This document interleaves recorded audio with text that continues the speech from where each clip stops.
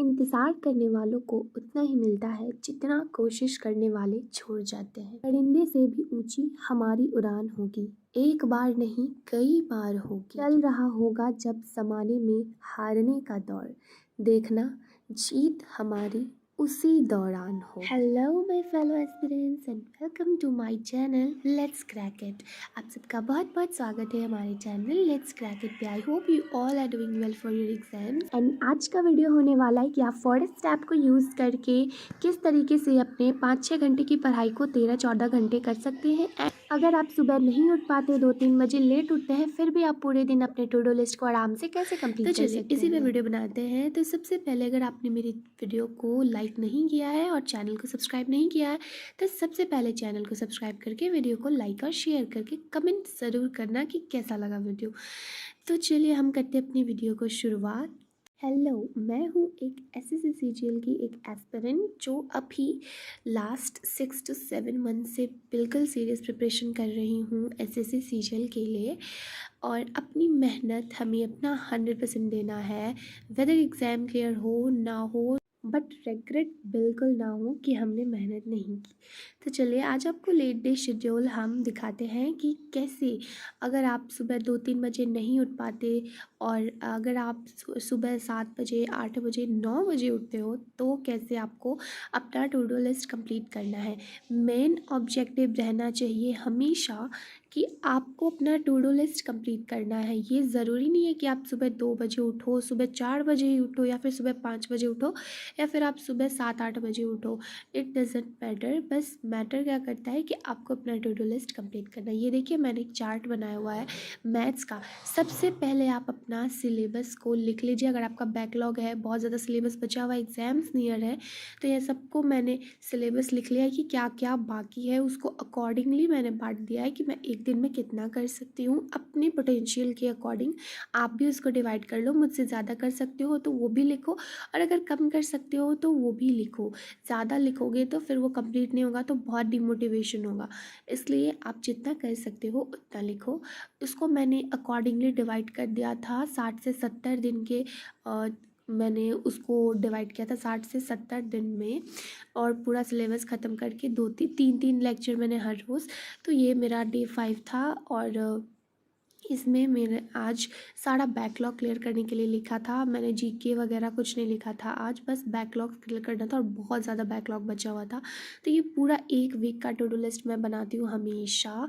And इससे बनाने से क्या फ़ायदा होता है ना, जैसे अगर आपका आज किसी भी वजह से टू डू लिस्ट में एक चीज़ छूट गया, ऐसे छूटना तो बिल्कुल नहीं चाहिए बट द रेयर चांस में अगर कभी छूट गया तो आपको बस पूरा वीक में टारगेट है कि उस चीज़ को कंप्लीट करना है। आप उसको कल कंप्लीट कर सकते हो थोड़ा ज़्यादा मेहनत करके।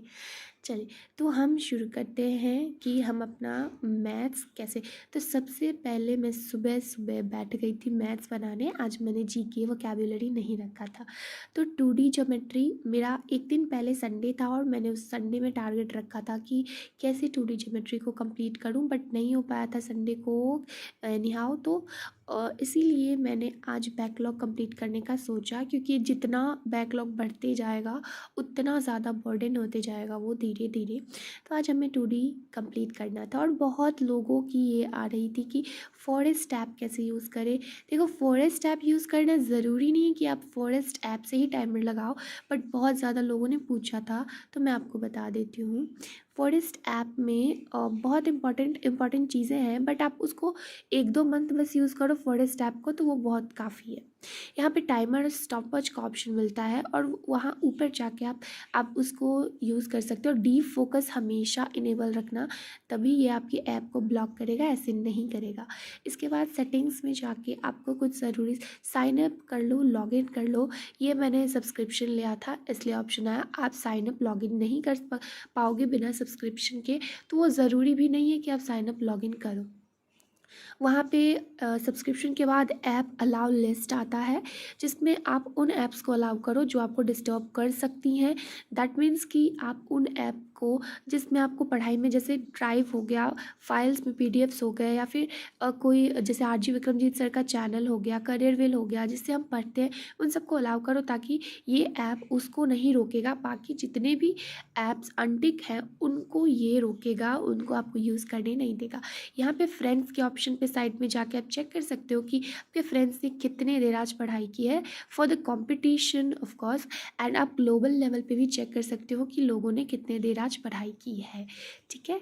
तो और इसमें सबसे अच्छी बात होती है कि आप अपना ओवरव्यू देख सकते हो साइड में जाके कि आपने पूरे वीक में कितने दिन पढ़ाई की है, कितने देर पढ़ाई की है, पूरे साल तक का आप अपना ओवरव्यू देख सकते हो। ये सबसे बेस्ट फीचर है फॉरेस्ट ऐप का कि साल भर में आपने कितना पढ़ा है, या फिर आप डे वाइज चेंज कर कर के देख सकते हो कि कितना आप पढ़ा, ये पूरा रिकॉर्ड रखता है। तो इसको मैंने फरवरी और जनवरी में बहुत अच्छे से यूज़ किया था पूरा। एंड उसके बाद मुझे आदत पड़ गई थी थोड़ा ज़्यादा स्टडी आवर्स की, तो मैंने फिर इसको छोड़ दिया। फिर मैंने कभी कभी नॉर्मल स्टॉप वॉच कभी कभी यूज़ करती हूँ, कभी कभी फॉरेस्ट ऐप। बट जिनको पढ़ने बैठने की ज़्यादा दिक्कत है कि वो ज़्यादा देर नहीं बैठ पाते, उनको फॉरेस्ट ऐप यूज़ करना बहुत इम्पॉर्टेंट है। आप ज़रूर फॉरेस्ट ऐप यूज़ करिए, और इससे आपकी जो पढ़ने की कैपेसिटी है, जो आप 5-6 घंटे 7-8 घंटा पढ़ते हो, तो उससे ज़रूर इम्प्रूवमेंट इसमें होगी, ये चीज़ की गारंटी है। जब मैंने प्रिपरेशन स्टार्ट की थी, जब 4 to 5 मंथ्स हुए थे, तो मतलब सिलेबस तो मेरा कंप्लीट था, बट ऐसा कंप्लीट था कि कोई फ़ायदा नहीं है कंप्लीट करने का। कंप्लीट हो ना हो बराबर बात था, बहुत घटिया तरीके से कंप्लीट था, बस पढ़ लिया था मैंने, ना कभी रिवीजन किया ना कुछ किया था, सब भूल गई थी। तो पूरा मुझे आदित्य रंजन सर से रिवाइज़ करना पड़ा। और जब दिसंबर नवंबर का टाइम था ना 2023 में, तो बहुत ज़्यादा गिल्ट में थी मैं कि मतलब इतना कम, बहुत कोशिश करती थी दिन भर बैठने का, बट पता नहीं क्यों 5 से 6 घंटे से ज़्यादा मैं इफ़ेक्टिव पढ़ाई कर ही नहीं पाती थी। तो इसके बाद मैंने फॉरेस्ट ऐप यूज़ किया था। एक सब्सक्राइबर ने ही मुझे मैसेज करके बताया था इस ऐप के बारे में, कि सब बताता है इस ऐप के बारे में। और बीच बीच में ब्रेक्स लेना बहुत ज़रूरी है। ब्रेक ले लेके मैं पढ़ती हूँ, बिना ब्रेक लिए मैं नहीं पढ़ती, क्योंकि बीच बीच में अगर आप ब्रेक नहीं, आप सोचोगे कि मैं कंटिन्यूसली पढ़ सकती हूँ या पढ़ सकता हूँ ना, तो ये बहुत बड़ी बेवकूफ़ी होती है। ये मैंने भी सोचा था, बट ये क्या हुआ ना, बीच में मेरा तबीयत ख़राब हो गया था बिना, और जबकि उतने घंटे ही मैं अभी भी पढ़ती हूँ, लेकिन बीच में मैं बस 5-10 मिनट का ब्रेक लेती हूँ, कभी कभार 2 घंटे 3 घंटे या फिर 4 घंटे पे। तो अब ऐसा कुछ नहीं होता। पहले बहुत ज़्यादा मेरी तबीयत ख़राब हो जाती थी कॉन्टिन्यूसली पढ़ने से। एंड इतना इफेक्टिव आप सोचोगे कि मैं कॉन्टिन्यूसली पढ़ाई करके अपना 5 मिनट 10 मिनट ब्रेक भी नहीं बर्बाद करूँगा, जितना कॉन्टिन्यूसली आप सोचोगे इफेक्टिव पढ़ाई करने की, उतना और वर्स्ट हो जाएगा। 2 दिन 3 दिन तबीयत खराब से आप पढ़ाई नहीं कर पाओगे, तो ये चीज़ अच्छी नहीं है। तो मेंसुरेशन 2D मेरा ख़त्म हो चुका है, and last lecture 12th lecture बचा है। मैंने कम से कम 6 से 7 वीडियो किए हैं मेंसुरेशन के अभी बैठ के, एंड ये शायद 7th या 8th लेक्चर है। तो और मैं बीच बीच में कुछ ना कुछ खाती ही रहती हूँ, क्योंकि खाते खाते ना थोड़ा इंटरेस्ट आता है पढ़ने में। एंड अभी 6 साढ़े 6 बज रहे थे, तो मैं अभी फिर से मैंने ब्रेक लिया था, लास्ट ब्रेक।